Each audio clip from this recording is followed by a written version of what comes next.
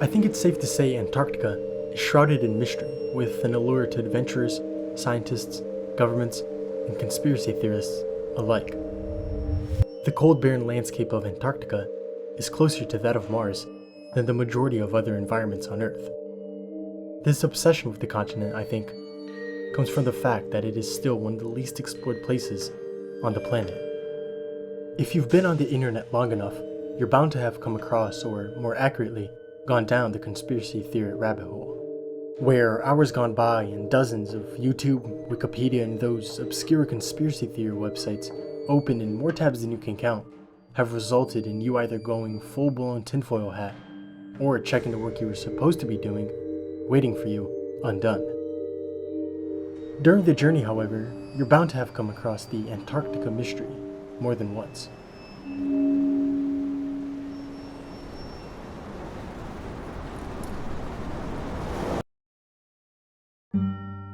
On November 21st, 1840, Sir James Clark Ross and the crews of the HMS Erebus and HMS Terror departed Tasmania for Antarctica in search of the southern magnetic pole and, perhaps, the glory of exploration. What they found would change them forever.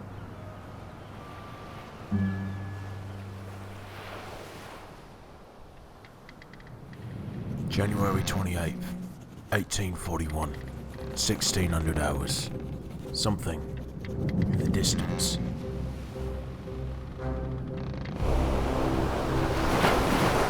As we approached the land under all studding sails, we perceived a low white line extending from its eastern extreme point, as far as the eye could discern, to the eastward.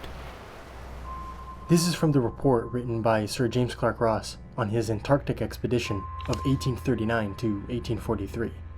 Here he describes the expedition's first encounter with the Great Southern Barrier, the Great Icy Barrier, the ice wall. The conspiracy theory? The Ross expedition found a flat Earth ice wall.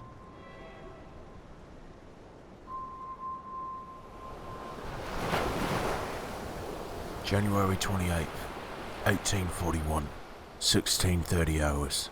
It presented an extraordinary appearance, gradually increasing in size as we got closer, proving at length to be a perpendicular cliff of ice between 150 and 200 feet in height. In Ross's words, it's impossible to conceive a more solid-looking mass of ice. Not the smallest appearance of any rent or fissure could be discovered throughout its whole extent. January 29th, 1200 hours. Having sailed along this wall of ice in perfectly clear water, a distance of upwards of 100 miles by noon, we found it still stretching indefinitely to the east. 2100 hours. The barrier was occasionally seen between the frequent snow showers, and as we made but slow progress along it, we could quite clearly determine its continuity. January 30th, 1200 hours. It was very remarkable. We had not seen one iceberg during a run of 160 miles along the barrier. February 2nd, 2130 hours. The ice wall, continuing in one unbroken line from Cape Crozier, a distance of 250 miles, stretched still eastwards.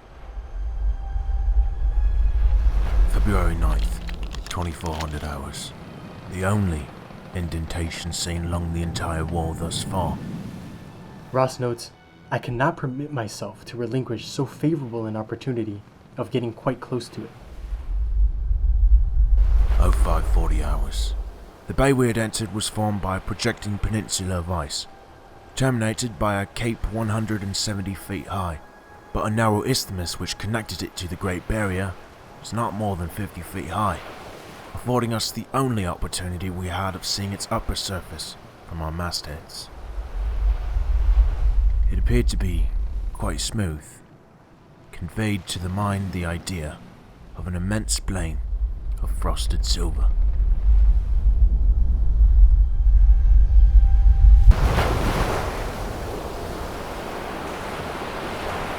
In the near 3-week endeavor and over 250 miles sailed, Ross and his expedition were unable to penetrate the wall and head south towards the magnetic pole. Only able to see the alien world at its top once, it's safe to assume the ice wall was impenetrable. The woo-woo theory is that governments and explorers alike that have Antarctic knowledge are all keeping the flat earthers' coveted, infamous answer to what lies at the edge of our Terran plane, the ice wall, under wraps. The plausible and confirmed theory suggests that the crews of the HMS Erebus and HMS Terror had merely only discovered the Ross ice shelf and had sailed parallel to it 250 out of its over 500-mile length.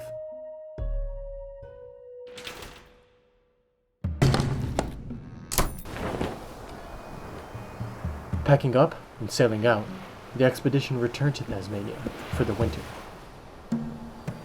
But what about Richard E. Byrd and the Hollow Earth?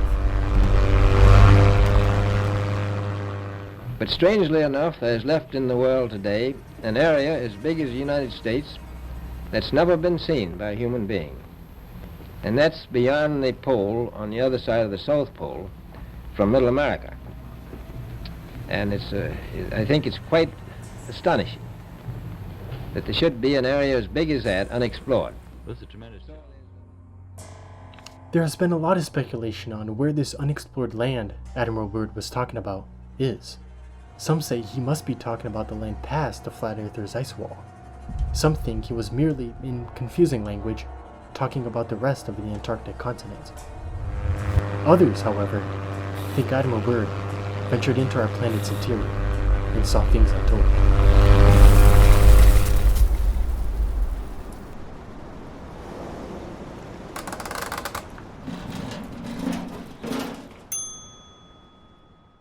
I must write this diary in secrecy and obscurity.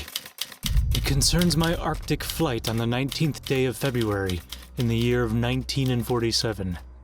There comes a time when the rationality of men must fade into insignificance, and one must accept the inevitability of the truth. I am not at liberty to disclose the following documentation in this writing. Perhaps it shall never see the light of public scrutiny, but I must do my duty and record here for all to read one day. In the world of greed and exploration, a certain kind of man can no longer suppress that which is true. February 19th, 1947, 0600 hours. All preparations are complete for our flight northward, and we are airborne with full fuel tanks at 0610 hours. This is an excerpt from Admiral Byrd's secret diary concerning his Arctic flight of February 19th, 1947. It was on this fated flight that Admiral Byrd ventured into the interior of our planet for himself. The conspiracy theory? Admiral Byrd discovered the Hollow Earth in 1947.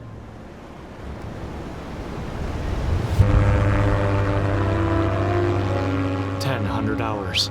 Crossing over the small mountain range, still proceeding northward. Beyond the mountain range is what appears to be a valley with a small river or stream running through the center portion. There should be no green valley below. Something is definitely wrong and abnormal here. We should be over ice and snow. 10:05 hours. It is green with either moss or a type of tight-knit grass. The light here seems different. I cannot see the sun anymore. We make another left turn and we spot what seems to be a large animal of some kind below us. It appears to be an elephant. No, it looks more like a mammoth. Decrease altitude to better examine the animal. It is confirmed. It is definitely a mammoth-like animal. Report this to base camp. 10:30 hours. Encountering more rolling green hills now. The external temperature indicator reads 74 degrees Fahrenheit. Attempt to contact base camp. Radio is not functioning.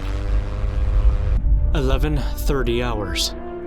Countryside below is more level and normal, if I may use that word. Ahead we spot what seems to be a city. This is impossible. My God. Off our port and starboard wings are a strange type of aircraft. They are close enough now to see the markings on them. It's a type of swastika. I tug at the controls again. They will not respond. We're caught in an invisible vice grip of some type. 11:35 hours. Our radio crackles, and a voice comes through in English with what perhaps is a slight Nordic or Germanic accent. The message is, "Welcome, Admiral, to our domain. We shall land you in exactly 7 minutes. Relax, Admiral. You are in good hands."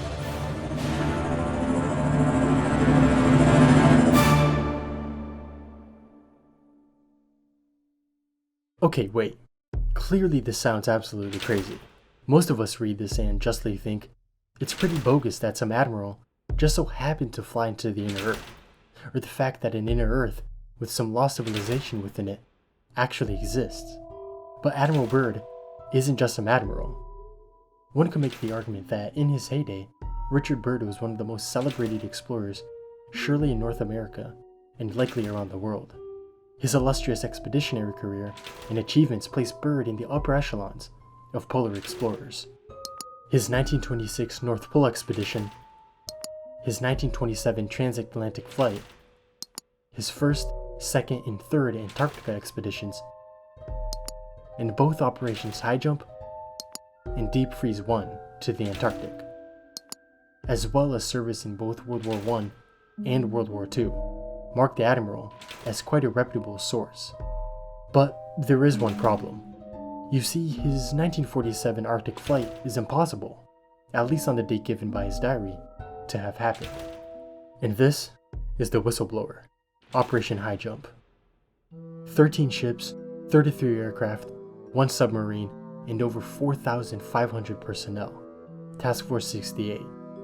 Organized by Admiral Byrd, Operation High Jump was the largest Antarctic expedition in history. Operation High Jump, however, happened from December 1946 to its abrupt end in late February 1947.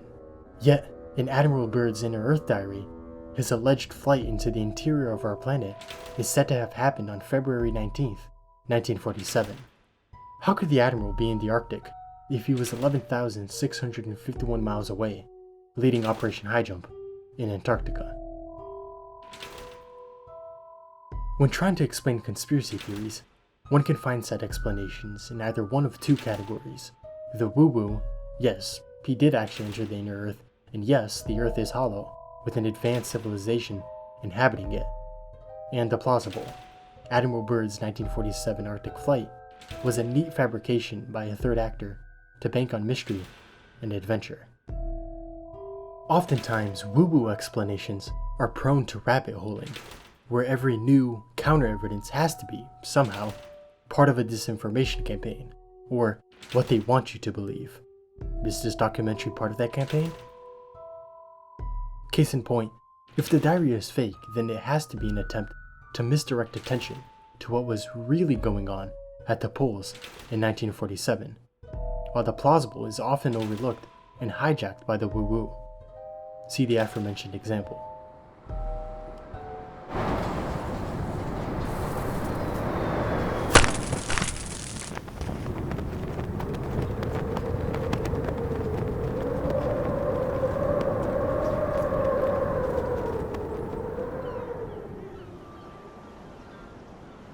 On December 17, 1938, led by Alfred Ritzer, the new Swabia expedition left Hamburg, Germany for Antarctica, in hopes of finding a potential location for a German whaling station, as well as German naval bases.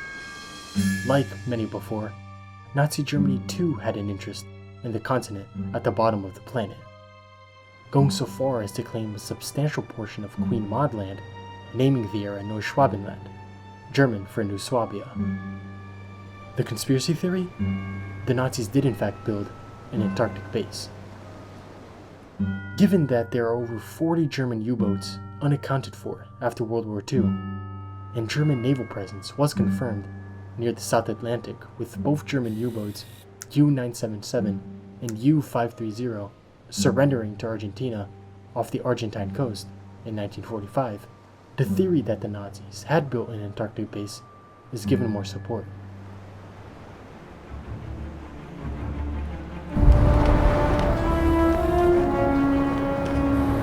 When taking a look at this theory, the default stance is that the Nazis did build an Antarctic base. The majority of the explanations then are not how or where, but why. Why were the Nazis interested in Antarctica in the first place? The plausible posits that the Third Reich, upon seeing their impending loss to the Allies, escaped to the icy continent, with high-ranking officials, including Adolf Hitler himself, engineers, and scientists, to preserve the Reich and continue their research and development. The woo-woo explains it as the Nazis were looking for something else, the origins of an ancient Aryan race. Founded by Heinrich Himmler in 1935, the SS think tank, Honorbay, was tasked, namely, with promoting and providing evidence that modern Germans were descendants from said ancient race.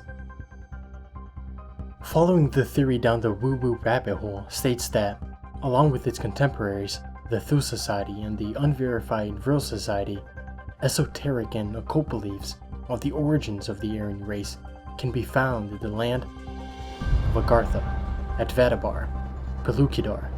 Call it what you want, the Nazis were after the entrance to the inner earth in Antarctica, where the ancient Aryan race originated from.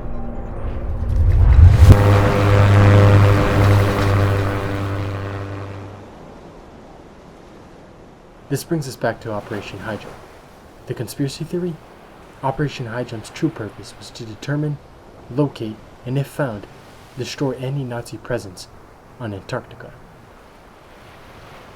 With the new Swabi expedition of 38-39 and the surrendered U-boats, it's very plausible that the Nazis had 1. Established an Antarctic base, 2. Escaped the said base with the aforementioned collective, and 3. Operation Highjump was a response to this. Taking a look at the operation's timeline in context to World War II, we notice the operation began not 2 years after Nazi Germany surrendered on May 8, 1945. Operation Highjump commenced on August 26, 1946, reaching Antarctica in December of the same year. The plausible explanation states that high-ranking elements within the US government believed the Nazi presence was very likely to be in Antarctica and that the military should act quickly. This could explain the operation's haste and unlikely timing to go to Antarctica. The end of World War II had left a power vacuum, with the United States and the Soviet Union as the world's only 2 superpowers, whose beliefs were directly at odds with one another. Why then, with the Cold War around the corner, would the United States dedicate 13 ships, 33 aircraft, and over 4,000 men to a land 11,000 miles away? Why was the operation terminated 6 months before its due end? And perhaps more importantly, why did so many people allegedly die?